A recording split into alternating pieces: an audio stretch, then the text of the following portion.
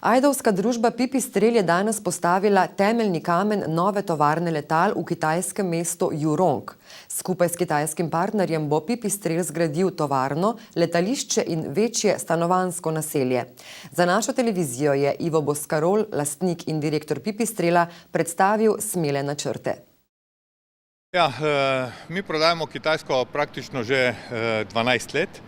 V zadnjih 5 letih imamo zelo dobrega zastopnika, ki je odprl že kar nekaj centrov na Kitajskem, kjer imamo demonstracijska letala. Na Kitajskem sedaj leti, mislim, da nekaj preko 50 letal.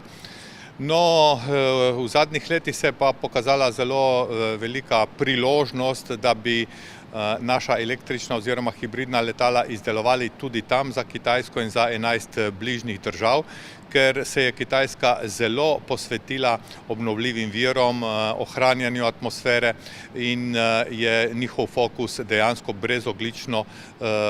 brezoglična mobilnost in pa tudi letalstvo. Zato smo se odločili, da bomo ta dva modela delali na Kitajskem v Jurongu. To je blizu južne prestolnice Kitajske, Nanjinga.